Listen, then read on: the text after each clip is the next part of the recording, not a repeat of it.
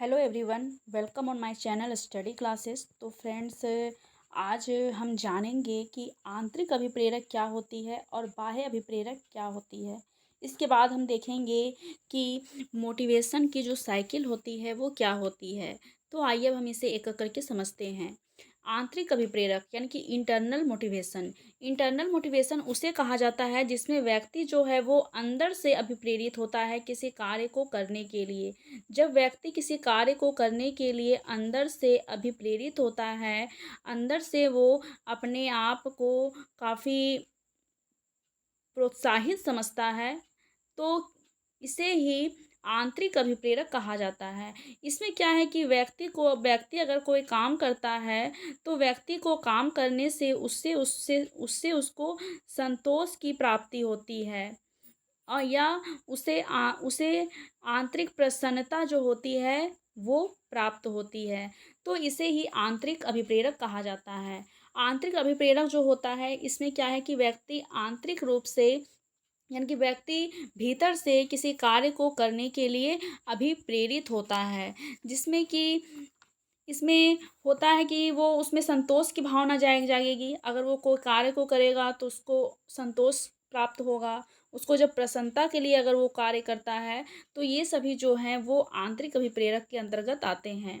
इसके बाद नेक्स्ट है बाह्य अभिप्रेरक यानी कि एक्सटर्नल मोटिवेशन। एक्सटर्नल मोटिवेशन उसको कहा जाता है जो बाहर की चीज़ों से प्राप्त होती है, यानी कि बाह्य अभिप्रेरणा से जो संबंधित होती है उसको ही एक्सटर्नल मोटिवेशन कहा जाता है।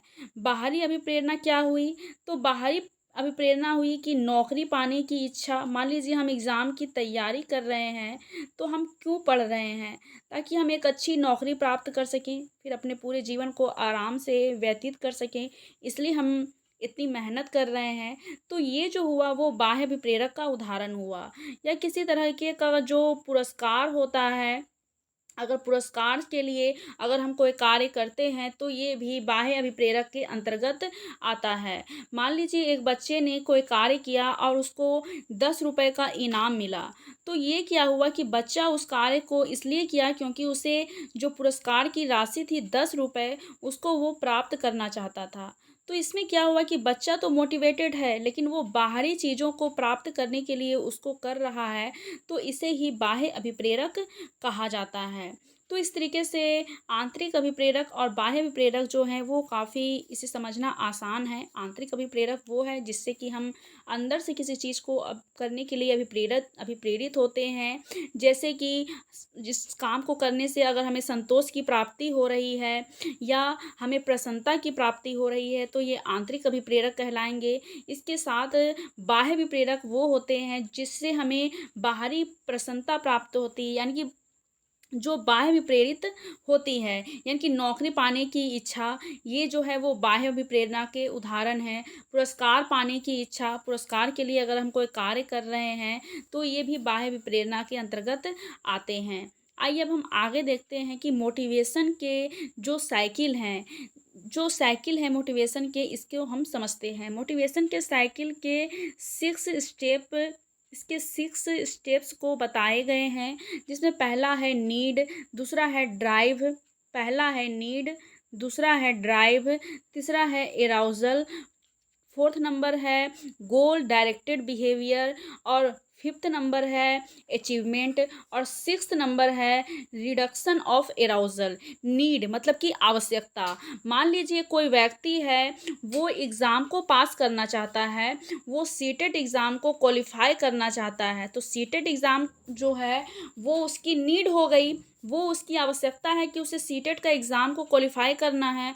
फिर उसमें ड्राइव यानी कि प्रणोद होगी उस नौकरी को प्राप्त करने की। उसके बाद एराउजल मतलब क्या होता है कि उत्तेजित करेगा लक्ष्य को पाने के लिए। बार बार जो स्टूडेंट है वो प्रीवियस ईयर क्वेश्चंस को करेगा, वीडियोस को देखेगा, नोट्स तैयार करेगा, यानी कि वो अपना पढ़ाई का जो कार्य है उसमें वो लगा रहेगा। वो उसको उत्तेजित करेगा कि उसे बार बार कार्य को करने के लिए, ताकि वो एग्ज़ाम को पास हो सके। फिर है गोल डायरेक्टेड बिहेवियर, यानी कि दिशा निर्देशित व्यवहार। इसमें क्या होता है कि स्टूडेंट जो होता है वो दिशा निर्देशित व्यवहार करेगा, वो सीटेट से संबंधित जो सिलेबस है उसको लाएगा, उसके अकॉर्डिंग वो तैयारी करेगा, कुछ प्रीवियस ईयर क्वेश्चंस, कुछ नोट्स तैयार करेगा, फिर कुछ यूट्यूब चैनल के मटेरियल से वो अपने एग्ज़ाम की तैयारी करेगा। तो गोल डायरेक्टेड मतलब कि उसका जो गोल है सीटेट के एग्ज़ाम को क्वालिफाई करना, उसके अनुसार ही वो व्यवहार करेगा। फिर 5th नंबर में है अचीवमेंट, यानी कि लक्ष्य की वो प्राप्ति कर लेगा। यहाँ क्या है कि यहाँ पर जब वो पहुँचेगा तो वो सीटेट के एग्ज़ाम को वो क्वालिफाई कर लेगा और उसको अपना लक्ष्य प्राप्त हो जाएगा। और 6th नंबर है रिडक्शन ऑफ एराउजल। इसमें क्या है कि आग जो होती है सीटेट एग्ज़ाम को पास करने की, वो कहीं ना कहीं शांत हो जाएगी। जाहिर सी बात है, जब हम किसी चीज़ को पा लेते हैं तो उसको पा लेने के बाद क्या होता है कि हमारी जो यानी कि ड्राइव जो होती है ना, यानी कि जो हमें उत्तेजित करती है, जो एराउजल होती है, वो कहीं ना कहीं शांत हो जाती है। तो रिडक्शन ऑफ एराउजल में यही होता है। इसके बाद फिर से ये जो चक्र है वो चलता है, फिर से हमारी कोई दूसरी आवश्यकता जागृत होती है। हमने सीटेट के एग्ज़ाम को क्वालिफाई कर लिया, फिर आगे हम केवीएस की या सुपर टेट की तैयारी करेंगे जिससे कि हम एक अच्छी नौकरी को प्राप्त कर सकें। तो फिर से ये जो साइकिल है मोटिवेशन की, जो ये साइकिल है, ये फिर से इसी रूप में ये शुरू हो जाएगी। फिर से उसमें नीड होगी, फिर ड्राइव आएगी, फिर वो उत्तेजित करेगा उस लक्ष्य को प्राप्त करने के लिए, फिर वो कुछ दिशा निर्देशित व्यवहार करेगा और फिर इस अचीवमेंट उस चीज़ को वो कर लेगा। और फिर से क्या है कि उसमें जो आग जो लगी हुई थी नौकरी को पाने की, वो कहीं ना कहीं शांत हो जाएगी। तो इस तरीके से मोटिवेशन के ये साइकिल हैं जिसके 6 स्टेप्स बताए गए हैं।